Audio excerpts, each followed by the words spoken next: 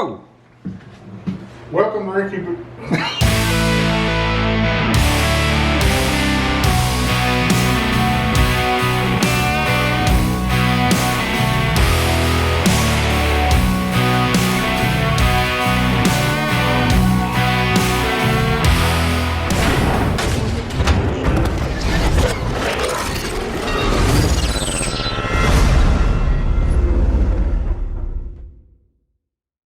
3:30 in the morning, heading down to San Antonio to get some work done. We have a video shoot in Nashville coming up. So I'm taking our bus, Wildflower, down to San Antonio to have Ron fix a few things that I'm kind of just running out of time for. And then I'll get the rest of the bus ready while I'm down there, change some generator oil, all that good stuff. Well folks, down here in San Antonio, and we found the problem with the regeneration pipe. The pipe coming out of the back of the turbo seems to be in good shape. This time, it's this piece here that comes up from the front of the turbo. This wasn't broke like that when we worked on it there in Corpus Christi, so it obviously had a small crack we didn't know about, and then Butch went down to Fort Worth and I brought it down to San Antonio. Since then, the whole pipe is broke. We don't have that pipe here. We have to order it. We're gonna try to make something out of some other exhaust pipe and make it work. That's what's happening here with me today.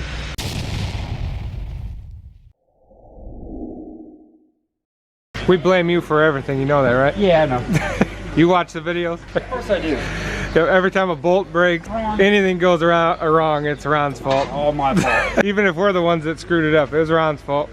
We've got some Coney shocks on our bus. Same company makes these pretty awesome lifts. We sure would love to have a set of these. What do these cost, Ron? Oh, about 70,000. If anybody out there has about 70 grand they want to lend us, actually just give us. We can't pay it back.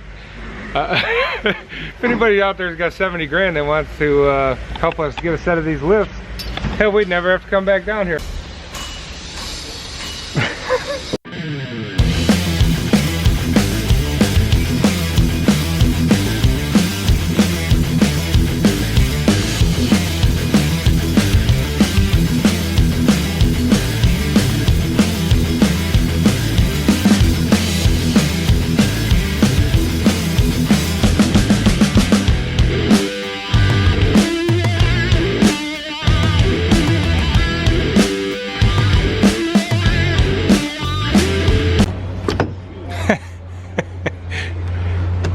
Yeah, that's the one. Yeah, they ran this one correct.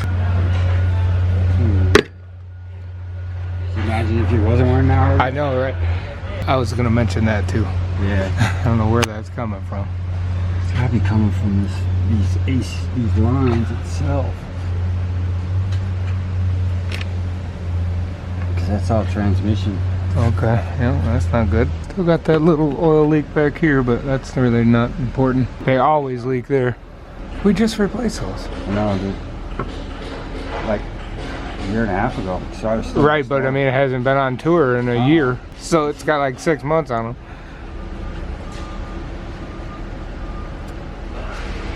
Yeah, it's slinging oil all the way up. Dang.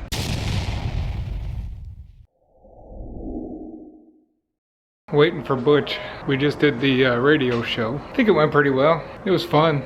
I think we'll have some more stories, not so much politics. I mean, we're still gonna get into politics because that's just the world we live in. I think we'll get into some fun stories like we did there towards the end of the radio show. But he's supposed to be bringing me some hamburger patties because I'm freaking starving. And he got to Burger King right at 10 o'clock and they closed. So his Butch luck turned into my Butch luck, so now I gotta find something to eat around my house that doesn't have carbs, which I think I got like hot dogs or something. I was just telling the camera how your Butch luck just rubbed off on me. It did. 10 o'clock, it got there at like 9:59. And yes, they were closed. It was closed. So now I'm gonna have to eat chicken beets. I like chicken beets. Yeah, I'm gonna have a handful of chicken beaks. Fan mail time. fan mail. And this time we're not in the shop, we're in my garage, where it all started, really. Yeah. Remember? But I took down those flags so I could look out the window. But that's where we sat and did our first beers with Butch and Bull. Butch just came over after the radio show, so we're going to open up this fan mail. This comes from AWIS Weather Services, Auburn, Alabama. Sweet home Alabama. They said leave the singing to Granger. I'm sorry. They sent us some stickers. Some stickers for the toolbox. Yeah. They also sent us a little something else with it that we just want to let them know we got it. Say, Butch and Bull, hope you guys are doing well. Granger recently answered a question I submitted to the Granger Smith podcast about weather on the road, and he mentioned that you guys are the weather guys for the crew along the way. That's pretty cool. I was already a big fan of Risky Business. Thought you could use a sticker or two for around the shop. Tim Risner, VP Advanced Technology of AWIS Weather Services. That is awesome. That's cool. Thank you, Tim. We're going to be hitting you up like, hey, is it going to snow? Is it going to snow? Do we need to shut down? Thank you. Thank you, sir. All right, got another package. This is from Adam and Jan McGowan, St. Charles, Illinois. and I wonder what's in there. Sweet.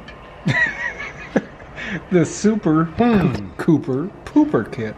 You know they were giving this to Hayden, because I ain't picking up that dog's poop. Maybe this will let Cooper pick it up and pick his own. Oh yeah, maybe it's just maybe it's a diaper, like a bag that hangs on his ass. It really is a pooper scooper. I gotta open it. Butch wants to use it. You can go out in my backyard and get my dog's crap out of there. That's awesome. Thank you. I'm gonna give that to Hayden. Butch and Bull. Ooh, And there's something else in yeah. there. With special thanks. Grace and peace be multiplied unto you. Just wanted to say thank you again for the Christmas and you and your friends gave us. You don't know how much it meant. Thanks again, Adam and Jan McGowan. Well, they're the ones, one of the families that everybody who donated they got Christmas. help. Wow, that's awesome. Christmas I didn't even realize that's who sent this. Awesome. Yeah. No, Thank you. I'm glad we could help, and thank you for the fan mail. Is that a Is it a respirator? There it is. It's a respirator. It's a real mask. It's a respirator. Let's go. I'm putting that in the back of my truck. Wow. Now that's what I'm talking about. That's some Yeah, prepper man. stuff right there. It's like a like what I used to have to put on an army. Yeah. Mop filters. 4. Heck yeah, that is awesome.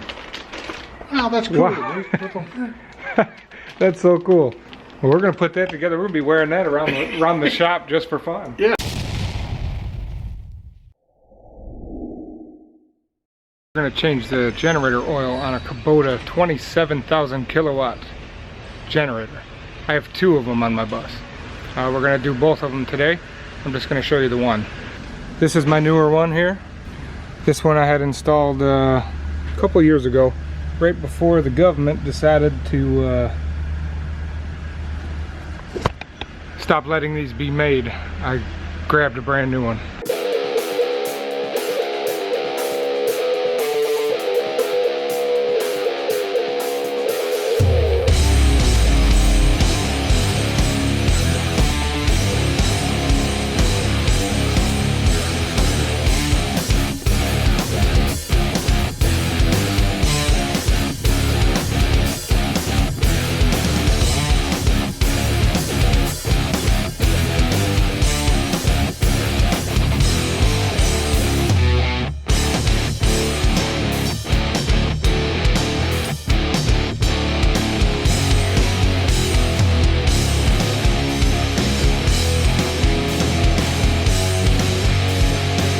All right, 2 gallons.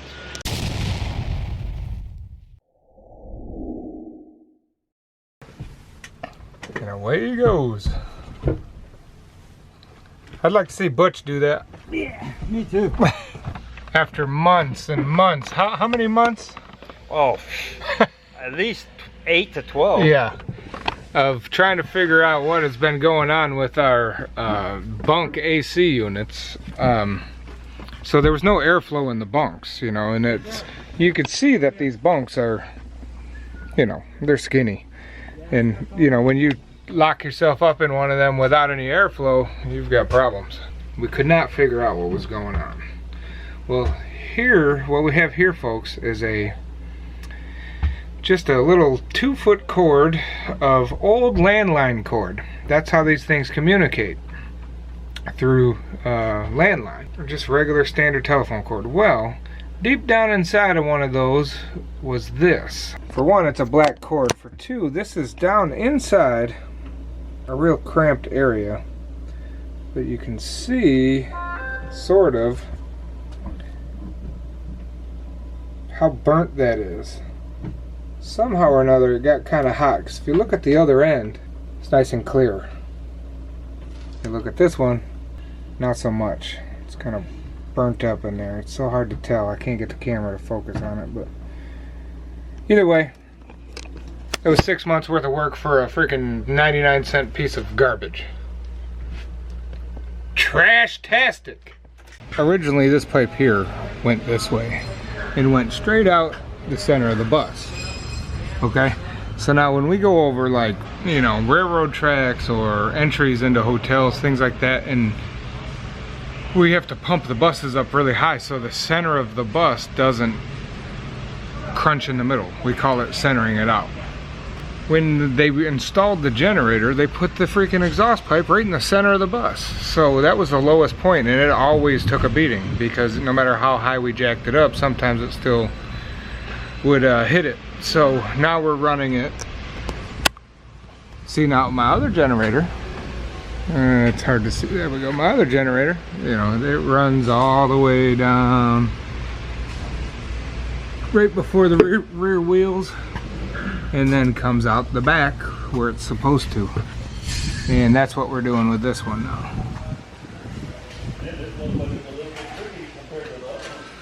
So we're running it straight from below the generator all the way back. Both pipes are going to go back to the right and blow out the side like they're supposed to.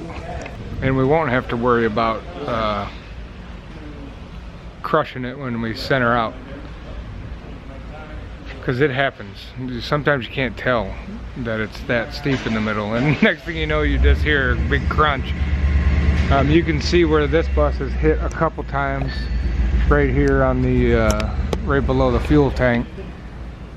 It drops right here where something has hit right here several times, but that's where the exhaust pipe was too. So it happens.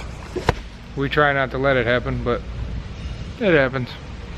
And that's probably what happened when this one broke off. It just took one last beating and fell partially off anyhow.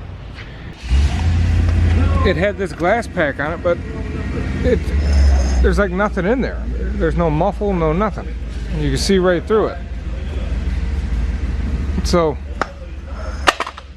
we're just leaving that off of there, because it's muffled at the generator itself, so there's really no reason to have another muffler on it.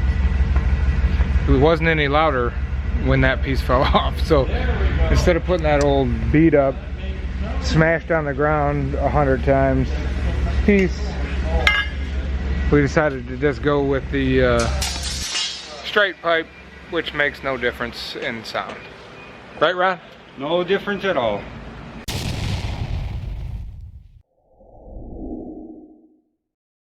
Alright, back from San Antonio. Didn't get the regen problem fixed. We're going to fix that this weekend. Wrong part.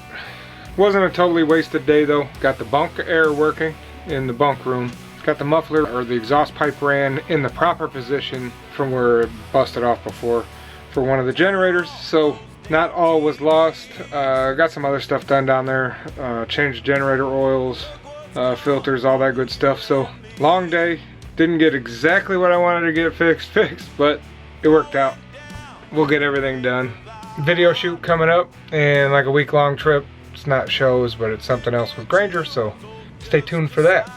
Butch is still in East Texas. We're gonna come in and work on Earl's truck here in a day or so, and got some big news on that, hopefully, but we can't tell you. You gotta wait to see it on Granger's channel. That's it for this episode of Risky Business. We hope you enjoyed it. Please like, subscribe, hit that notification button, head over to rumble.com/riskybusiness, and check us out on Station Head. Fun little radio program.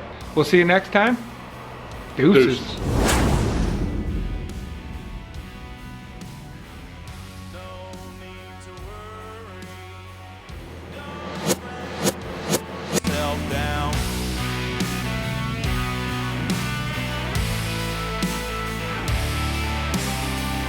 Never mind.